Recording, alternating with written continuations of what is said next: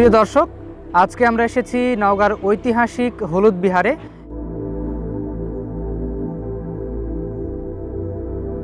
প্রত্নতাত্ত্বিক নিদর্শন সমৃদ্ধ জেলা নওগাঁ।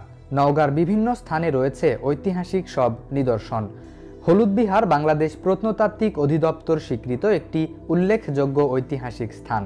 অবস্থান ঐতিহাসিক সোমপুর বিহার থেকে প্রায় 11 থেকে 12 কিলোমিটার দক্ষিণ পশ্চিমে এবং মহাস্থানগড় হতে 50 কিলোমিটার উত্তর পশ্চিমে নওগাঁর বদলগাছি উপজেলাধীন বিলাসবাড়ি ইউনিয়নের দ্বীপগঞ্জ গ্রামে। বর্ষাকালে হলুদ বিহার ঢিবিটি দ্বীপের ন্যায় দেখাতো, যার ফলশ্রুতিতে এটি দ্বীপগঞ্জ নামে পরিচিত। দ্বীপগঞ্জ গ্রামের হাটের পাশে স্তূপীকৃত মাটির ঢিবি সবার দৃষ্টি আকর্ষণ করে। এই ঢিবির পরিধি প্রায় 100 ফুট এবং সমতল ভূমি থেকে এর উচ্চতা প্রায় 25 ফুট। প্রত্নতত্ত্ব বিভাগের অনুসন্ধানে এটি একটি বৌদ্ধ বিহার বলে ধারণা পাওয়া যায়। কিছু কিছু ঐতিহাসিকরা এটিকে পাহাড়পুর বৌদ্ধবিহারের সমসাময়িক বলেই মনে করেন।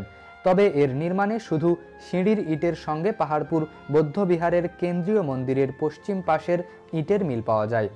হলুদ বিহারের একটি প্রাচীন পথ কোলা অতিক্রম করে পাহাড়পুর, আরেকটি পথ জগদল মহাবিহারের অগ্রসমান। অবস্থা দৃষ্টে এই বিহার তিনটির মধ্যে গভীর যোগাযোগ ছিল বলে ধারণা করা হয়।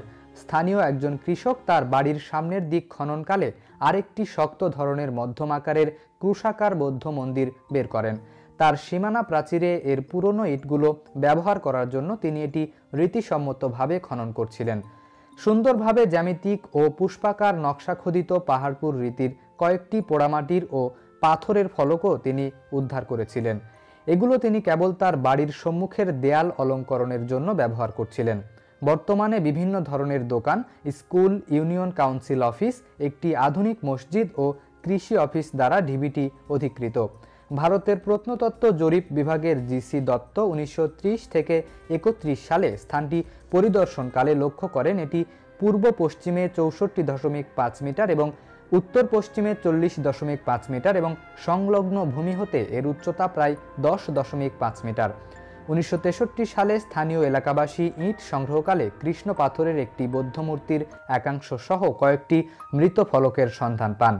কাজী মেসের এই অঞ্চল পরিদর্শন করে পাথরের একটি ভগ্ন বৌদ্ধ মূর্তি ও পাহাড়পুর রীতির কয়েকটি পোড়ামাটির ফলক উদ্ধার করেন।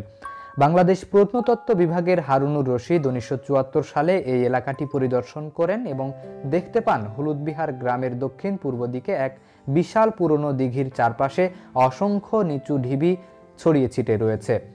তিনি এই বিহারের নিকটবর্তী একটি বাড়ি হতে পাহাড়পুর রীতির কয়েকটি পোড়ামাটির ফলক এবং পাথরের ভাস্কর্য দেখতে পান। 1976 সালে বাংলাদেশের প্রত্নতত্ত্ব বিভাগ হলুদ বিহারকে সংরক্ষিত মনুমেন্ট হিসেবে ঘোষণা করেন। বাংলাদেশ প্রত্নতত্ত্ব বিভাগ প্রথমে 1984 সালে এবং পরে 1993 সালে এটি খনন করেন। খনন কার্যের ফলে একটি মন্দির কমপ্লেক্স আবিষ্কৃত হয়। কমপ্লেক্সটি প্রতি পার্শ্বে 5.80 মিটারের একটি নিরেট বর্গাকৃতির ভিত্তি, সম্ভবত এটি একটি স্তূপের ভিত্তি ছিল। দুটি অসমান আয়তাকার কক্ষ, একটি সিঁড়ি ও কমপ্লেক্সের বেষ্টনী দেয়ালের কিছু অংশ নিয়ে গঠিত ছিল। 5.55 মিটার, 3.20 মিটার এবং 2.6 মিটার, 1.6 মিটার আয়তনের কক্ষ দুটির মধ্যে ক্ষুদ্রাকার কক্ষটি ছিল খননকারীদের মতে মন্দির, যেখানে নিরেট ভিত্তির দিকে মুখ করা একটি বড় পাথরের মূর্তি স্থাপিত ছিল। অন্যদিকে বৃহত্তর কক্ষটি একটি মণ্ডপ হিসেবে নির্মিত হয়েছিল। এই ভবনের চারপাশে 1.1 মিটার প্রশস্ত হাঁটা চলার একটি পথ ছিল। মন্দির কমপ্লেক্সের উত্তর ও দক্ষিণ দিকে দুটি অভিক্ষেপের ধ্বংসাবশেষ অংশত উদ্ঘাটিত হয়েছে। অভিক্ষেপের দিকে একটি ইট বাঁধানো পথ দক্ষিণ দিক থেকে প্রবিষ্ট ছিল। এর কয়েকটি স্থানে সর্বোচ্চ 6.15 মিটার গভীরতায় খনন কার্য 8 স্তরে সম্পন্ন হয়েছে।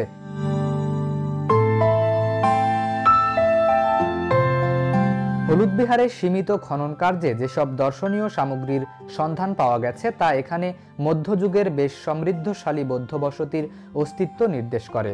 এই প্রাচীন স্থানটির শনাক্তিকরণ এখনও নিশ্চিত করা হয়নি।